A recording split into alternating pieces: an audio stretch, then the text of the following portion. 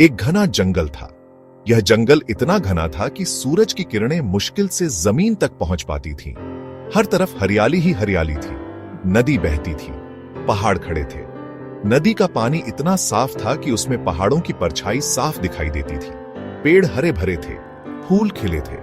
इन फूलों की खुशबू पूरे जंगल में फैली रहती थी। यह जंगल बहुत सुंदर था। यहाँ की सुंदरता देखते ही बनती थी। हर कोना एक नई कहानी कहता था। हर सुबह सूरज निकलता था, चिड़ियां चहचहाती थीं। उनकी मधुर आवाजें पूरे जंगल को जीवंत बना देती थी। हवा में फूलों की खुशबू घुल जाती थी। यह खुशबू मन को शांति और सुकून देती थी। यह जंगल जीवन से भरपूर था। यहाँ हर जीव अपने तरीके से जीवन का आनंद लेता था। जंगल के बीच एक खुला मैदान था। इस मैदान में बच्चे खेलते और जानवर आराम करते थे। यहाँ हिरण घास चरते थे, खरगोश उछलते कूदते थे। इनकी हरकतें देखने में बहुत प्यारी लगती थीं। यह जंगल शांति का प्रतीक था। यहाँ की शांति और सुंदरता मन को मोह लेती थी। इस जंगल में मयूर और मयूरी रहते थे। यह जंगल बहुत ही घना और हरा भरा था, जहां हर तरफ हरियाली और शांति थी। मयूर नीले रंग का था। उसकी नीली पंखों की चमक दूर से ही दिखाई देती थी। उसके पंख बहुत सुंदर थे। जब वह अपने पंख फैलाता था तो उसकी सुंदरता और भी निखर जाती थी। जब वह पंख फैलाता था तो ऐसा लगता था जैसे इंद्रधनुष उतर आया हो। उसकी पंखों की रंग बिरंगी छटा मन मोह लेती थी। मयूरी भूरे रंग की थी।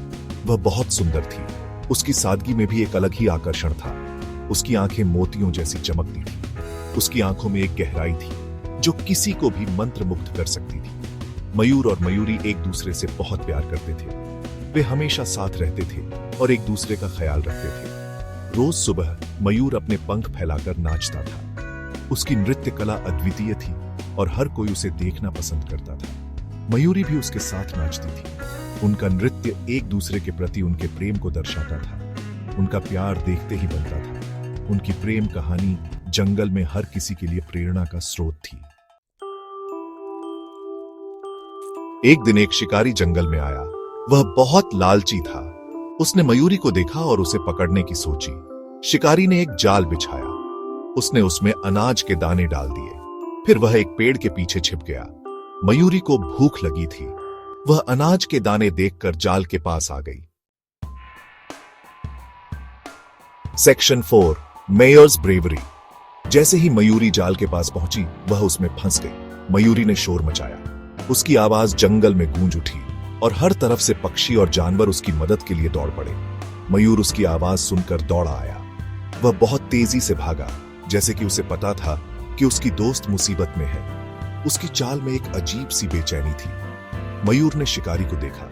शिकारी के चेहरे पर एक शातिर मुस्कान थी, जैसे कि वह अपनी जीत का जश्न मना रहा हो। लेकिन मयूर ने हार मानने का नाम नहीं लिया। वह समझ गया कि क्या हुआ है। मयूर बहुत बहादुर था। उसने अपने चारों ओर देखा और एक योजना बनाई। उसकी आंखों में एक चमक थी, जैसे कि वह जानता हो कि उसे क्या करना है। मयूर ने शिकारी पर हमला कर दिया। उसने अपने पंख फैलाए और शिकारी की ओर झपटा। शिकारी को इस हमले की उम्मीद नहीं थी। उसने अपने पंजों से शिकारी को खूब चोंचा। शिकारी दर्द से चिल्लाया और अपने चेहरे को बचाने की कोशिश करने लगा।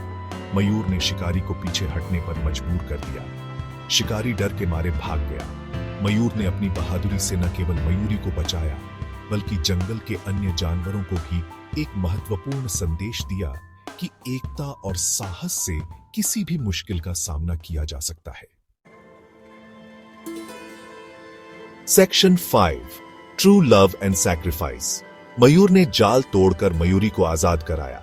मयूरी घायल हो गई थी। मयूर ने अपने पंखों से उसके घावों को सहलाया। मयूर और मयूरी एक दूसरे से लिपट गए। उनका प्यार और त्याग देखते ही बनता था। सच्चा प्यार त्याग से ही सिद्ध होता है।